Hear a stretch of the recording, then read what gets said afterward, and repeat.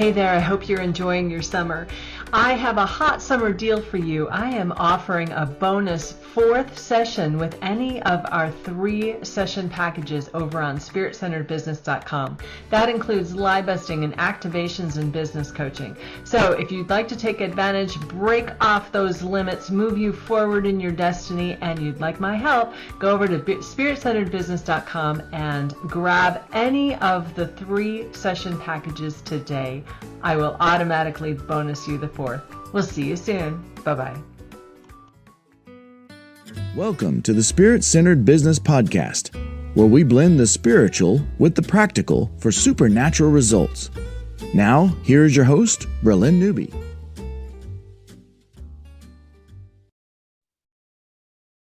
Well, hello there. Welcome to Spirit-Centered Business. I'm your host, Bralynn Newby, and I'm here with Hyda Maria Dougherty, who I just met. I'm sorry about that last name. I know I this is the second time I did it. I'm sorry, but I want to say Daugherty, and I don't know why. Dougherty. Anyway, I met Hyda Maria in Colorado at the No Limits Ranch, and we went on 2 hikes together. We just had some great bonding time, and I said, you know what? I love your heart. And I love the way that you blend your spirituality into your business and into your life. And so I think that my people need to see that, because one of the reasons that I started Spirit-Centered Business back in 2014 was because people were separating their business and their spirituality. And one of the things that I think that God has called us to do is to be blended and just be who He created us to be in everything. And if He created us, like you and I are both water babies. We love water. You say that you're a water carrier and you love to go with the flow. I love that. And I'm really attracted to water as well. So we just naturally kind of do some things that how we're designed. And I just wanted to introduce you to the peeps. Share your heart, share your story, and share what you're doing. So welcome to the show, Hyda. Thank you so much. I really appreciate having met you there at Unlimited Ranch. Yeah, No Limits, yeah. Right.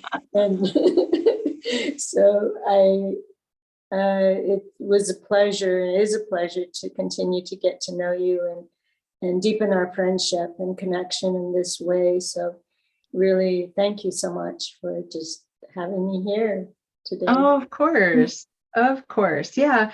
You know, the first day that we met, I was just musing about finding this beautiful vista, this view that the owner of the ranch, Evelyn, said. And I said, I'm going to just go hike. And I said, I'm going to go tonight. And you said, I'll go with you. And that was awesome. I'm like, yes, a fellow explorer, adventurer. I always want to find the edge and see if I can find a view. I learned that from my dad. And always, I love nature and hiking through the forest and all of that stuff. And you braved it. Even if you had capris on and we had to go through some scrub brush, I'm like, oh, I'm sorry it's scratching your legs. I'm going to keep going. But we found our way there, we found our way back, and it was really good. So in that, though, I really want you to tell people, share your story. How did you get into doing the education and the writing and the things that you do? Just kind of share with the peeps. So I have a very interesting beginning, and I firmly believe that God, Creator, had a hand in it for sure. So I was adopted at age 4 years old, and my mom, who adopted me, is Irish. She passed on a number of years ago. Oh, I apologize. I think, is that my phone? I am so sorry. I thought I had turned my phone. No worries. We didn't even hear it, so it's all good. Good. Okay. So I just wanted to say that how that came about was there was a woman who was working with my mom. My mom was a director of Garcia Street Club. Her name is Laura Dougherty. And she was visiting a mutual friend in the hospital and said, I have been taking care of this little girl and I'm elderly and just really not able to continue to do so. and wondered if her friend knew of anybody who they could recommend to find a home for me, basically. So she said, yes, I know Mrs. Dougherty, Laura Dougherty. She's director at Garcia Street Club, and her whole life is about children. And so my father called her and said, sure, bring her by, and, well, let's talk and see what we can help you, see what we can figure out.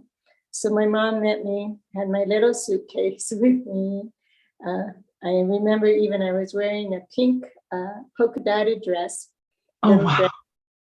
Dress, just like that. And so my mom and dad spoke, and I didn't really at that age understand so much what was going on or happening, but she basically told my dad that, well, in her Irish way, what's one more potato in the pot? That's funny. Yeah. So that my journey began there. And it was an unusual upbringing because we actually lived right at the community center.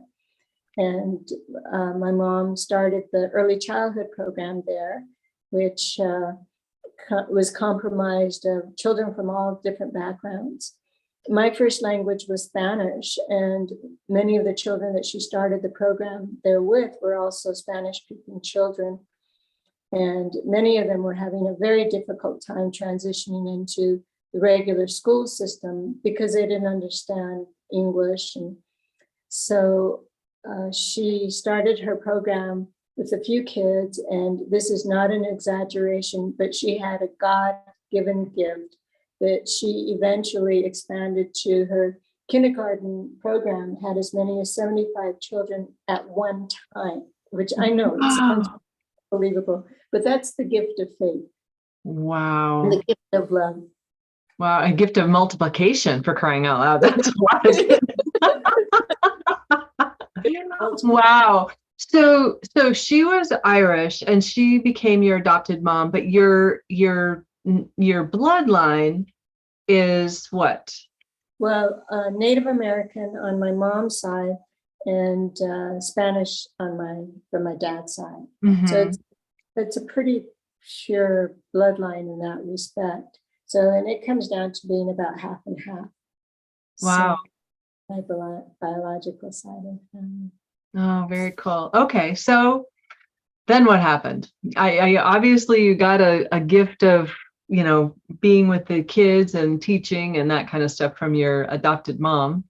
Well, yeah, that's where the whole world of music and storytelling and dance and art was really, because it was an art center there as well. We had a painting room and a weaving and pottery and arts and crafts. And my mom, I don't even know how people found her, through the grace of God, I'm sure, but they would find her and they would want to come and participate as instructors there.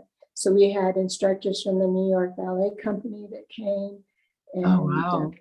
Yeah, just amazing backgrounds that would come and teach classes. That was particularly for the summer program, which was basically K through 6th grade.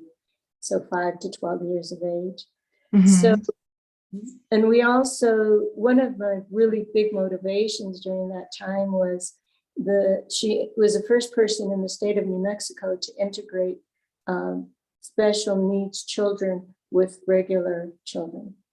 And that was really great because we had this one child, Matthew, and when he first came to us at the Garcia Street Club there, he was just kind of slumped over in a wheelchair. And they said that they didn't give him a very long life to live. But what we would do is we would put his wheelchair in the circle. The kids sat on the floor. It was a really big room, so the kids all sat on the floor.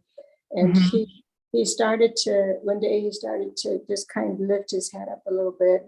We kind of put a thing to kind of tie him in so he'd be more upright. And he started going back and forth to the children would sing, and he loved it. And he would keep rhythm with his body way. And then we also did what's called the Domen Delicato method, which takes a child back to the very early stages of creeping and crawling. And his mom was a saint.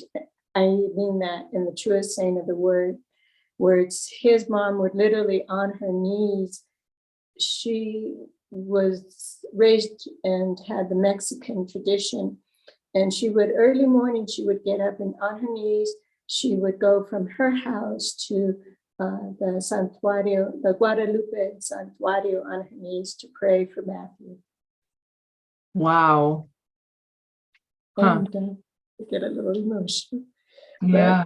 But he, so between the prayers and active community that would come in, because they needed 5 people to cross pattern him, because we would do it on a big table that we had, moving his head, his arms and legs at the same time, getting that creeping, crawling motion, which is to activate the brain, many brain cells that we don't use often every day in our lives.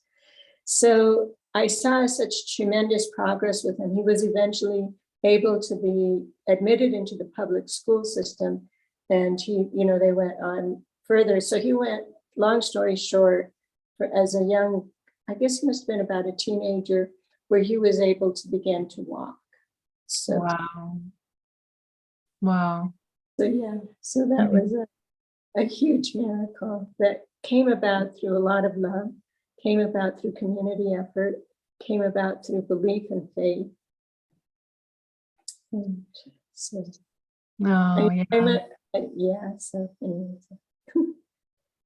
So you saw all of that going on.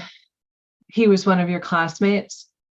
He was, well, I was older. By that time, I was already in high school.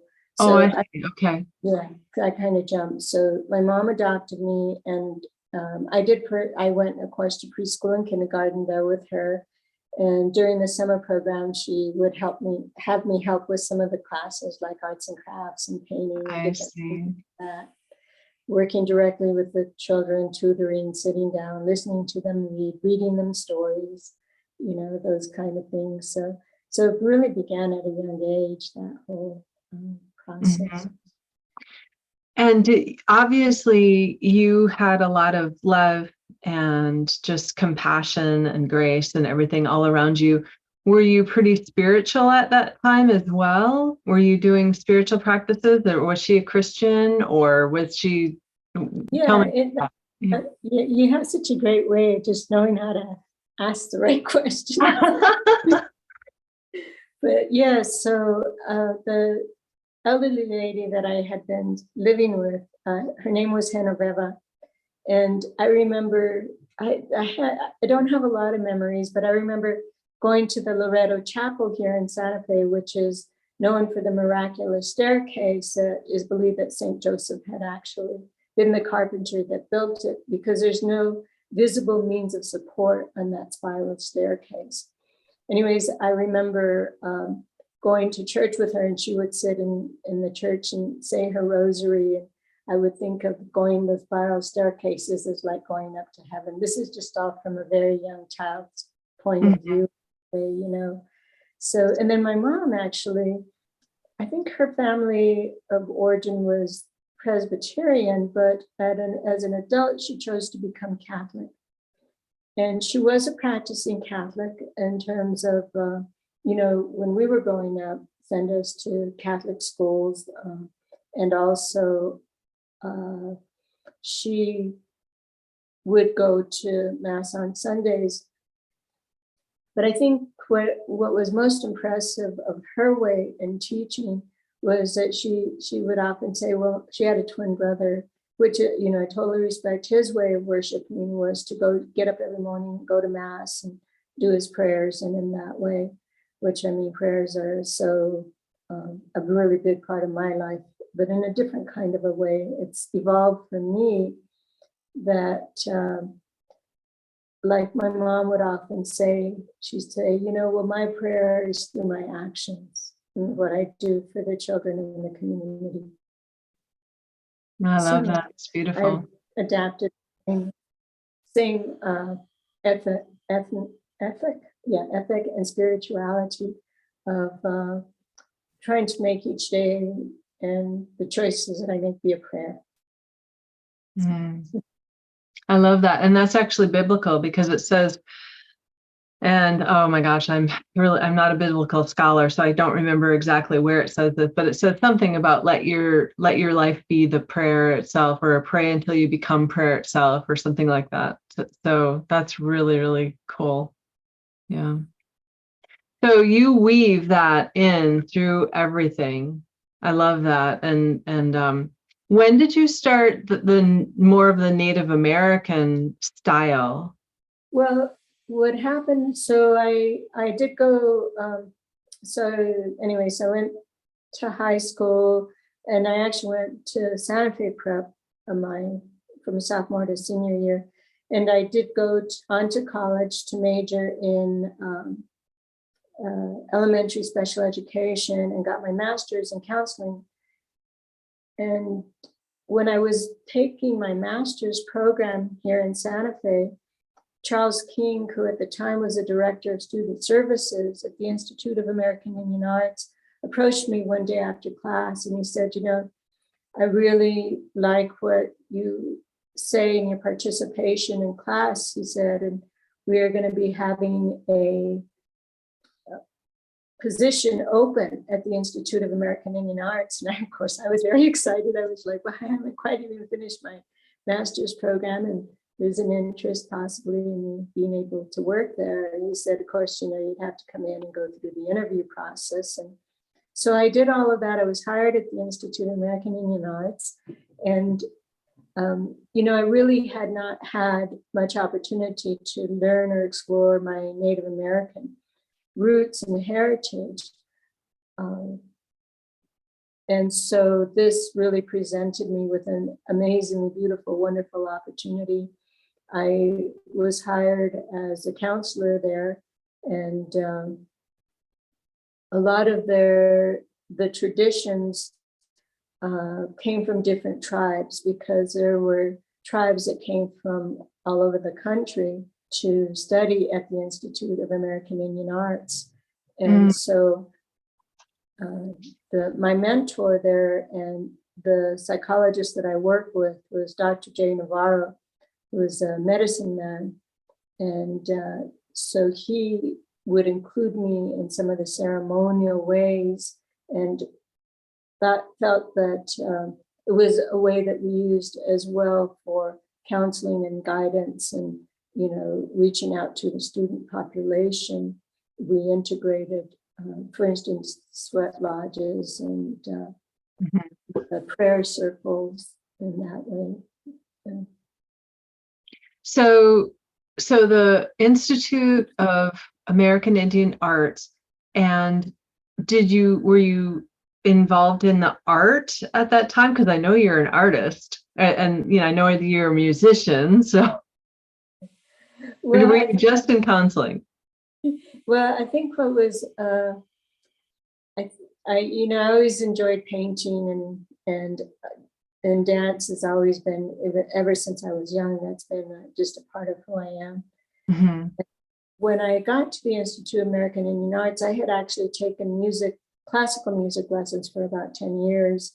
And I studied the soprano, alto, and tenor recorders, and also studied piano for about 5 years during that time.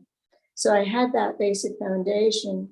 And when I started working at the Institute of American Indian Arts, there was an instructor there who taught Native American flute.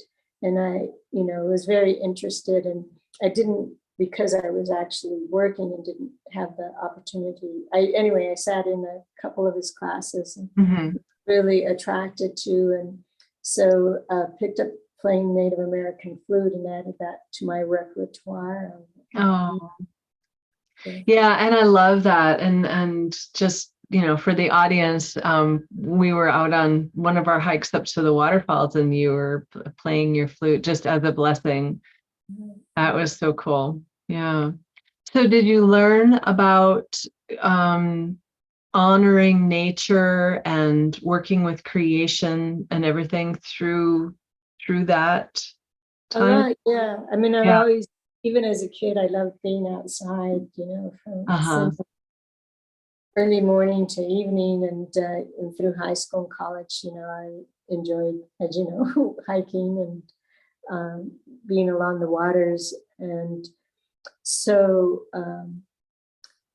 so I think, what was the question? Well, I'm just, having a conversation as far as, what you do now and what I saw you. I was just trying to come back to the roots of where all of that came from and how you've blended the Native American into your, Christian or Catholic roots, and, honoring nature, because, we're created to be the restorer of creation, and we take dominion by loving it and working with nature instead of against it and making it work for us. And I love your heart through all of that. And so I'm just wanting to get the story of how all of that came to be. The threads, and yeah, okay. So the integration of nature and spirituality for me has come about through, actually, a lot of it has come about through my participation as an Aztec dancer. I dance with the group Tonancin de la Nalco here in Santa Fe. And again, that came about through my own daughter, who was attending the Boys and Girls Club here. And she said, "Oh, Mom, there's this dance group at the Boys and Girls Club. It'd be great if you'd come," and she seemed really interested in it. So I did. I showed up and I met my comadre Concha there, and later Patricia. And I've been in that circle for almost 30 years now. And, oh my gosh. Yeah, it's been such a beautiful, powerful blessing, because it's definitely a continuation of the spiritual path that when it's kinetic prayer is how we describe it, the best way to describe our Aztec dance group. Oh, I love that. Kinetic prayer. Tell me more about that. That's cool. Well, kinetic prayer, so at the very beginning of our dance, we offer, I guess what you would call like our mark to Creator, to the world around us, to Spirit, in that we do that through our steps and our movements. And a lot of the movements are also nature-based. So we have dances for Mother Earth, dance for Klalot, for the rain. We have the dance of the deer. So it's all really very nature connected to, which, that symbolizes, like, well, the deer symbolizes love and compassion and all of those things. And so we slowly learn those dances, and we learn the importance of what we call the almas, like the chachayotes that we wear, the trajes and the feathers, all have a connection from earth through Spirit to Creator, to God. And so that's all really important. And we offer the fire and the water and the herbs, there on the earth, since it all comes from the earth in that way. Sure. And a large part of those teachings are having gratitude and belief, that when you really believe strongly and have faith, that miracles do manifest. And so we are called upon to do blessings out in the community, and to offer the fires and the waters and all of those things. And, the groups that we in the community vary. And different people have different types of spiritual beliefs, of course, as we know. Some are Christian based, some are people are more from the Buddhist tradition, some have a sense of spirituality but may not be specifically connected to. But I think the important part is unifying everybody through the how I see it for myself is being of service. And being of service in whatever way I'm called upon to do that, which varies. And it is integrated into my business as well, as you were asking about that a little earlier. Mm-hmm. Yeah, that's good.